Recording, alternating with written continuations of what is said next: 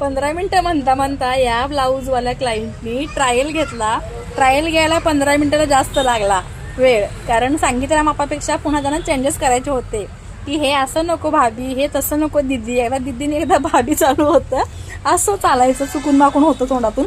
पण हे दिल्यानंतर हा ब्लाऊज इतका सुंदर आणि परफेक्ट बसलाय. त्यांनी पॅडेड ब्लाऊज शिवले नव्हते, प्रिन्सेस शिवले होते पण पॅडेड नव्हते शिवले. सो हा पॅडेड आहे. बाकीचे 9 ब्लाऊज आहेत त्यांचे अजून, ते सुद्धा पॅडेड ब्लाऊज शिवायला सांगितलेले आहेत. हे बघा, पिशवी भरून ब्लाऊज आणलेले आहेत. म्हणजे पहिले 4 होते, पुन्हा त्याच्यामध्ये 4 ॲड केलेले आहेत. आणि हा एक 9वा ब्लाऊज आहे आणि 2-4 साड्या आहेत. असे त्यांचे टोटल 9 ब्लाऊज आहेत. 9चे 9 बजावून सांगितले. नेक्स्ट टाइम से मेरा जो भी ब्लाउज रहेगा ए बैच के साथ का वो पैडेड ही बनेगा. फक्त एक होतं, मी सांगत होते पॅड कुठल्या साईजचे लावायचे. एक साईज मोठी लावलेली कधी चांगलं असतं. नहीं मुझे वही साइज चाहिए म्हणून सांगितलेलं. आता मॅडम सांगून गेलेत. आप जैसे बोल रहे थे ना वैसे करना, आप काही सुनूंगी. कसं असतं, अनुभव असतो या गोष्टीतला काही काय.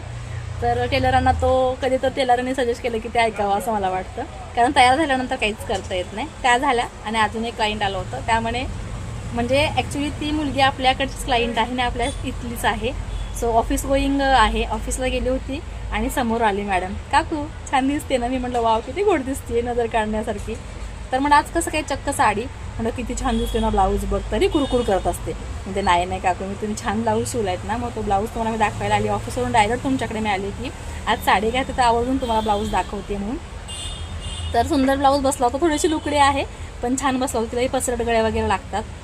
तर लास्ट टाइम शिवलेला ब्लाऊज ताई काकू तो ओढाचा गळावरती झाला. म्हटलं का झाला सांग बरं. हो मम्मी होती ना माझ्यासोबत, मग मम्मी जास्त डीप गळे नको म्हटलं. म्हटलं चालेल, नेक्स्ट टाइम तुला जो काही गळा करायचा आहे, जो काही ब्लाऊज करायचा आहे, तो हा जो मापाला तुमचा परफेक्ट बसत असेल तर तोच द्या. त्या हिशोबाने मी गळे करते, कारण दरवेळेला अंगावरती माप घेताना अंदाज येत नाही कमी करायचा, जास्त करायचा, वाढवायचं की काय. मग अशा वेळेला असं वाटतं की तयार झाल्यानंतर आता काही करता येईल का तयार ब्लाऊजला. म्हटलं नाही, आता काही करता येत नाही. एवढी बाळंतपणा आम्ही करत नाही ब्लाऊजांची, कारण काय होतं खूप डोक्याला टेन्शन येतं तयार झालेल्या ब्लाऊजला काय करायचं. म्हटलं फिटिंग किंवा लुझिंग 2 ऑप्शन फक्त असतात तयार ब्लाऊज झाल्यानंतर. त्याच्या व्यतिरिक्त कोणतंही ऑप्शन आम्ही ओपन ठेवत नाही. असं म्हटली ठीक आहे चालेल, काही प्रॉब्लेम नाही.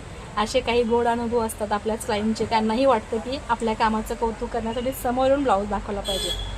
तसाच हाही ब्लाऊज घातल्यानंतर इतका सुंदर त्यांना बसला, फिटिंग परफेक्ट आलं आणि खुश झाले ह्या क्लायंटसुद्धा.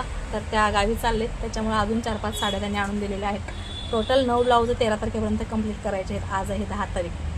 पहिले 5 होते, आता परत 4 वाढवले आणि रिक्वेस्ट करून गेलेत. आणि 101 डिझाईन सांगा 1.5 तास लावला आहे.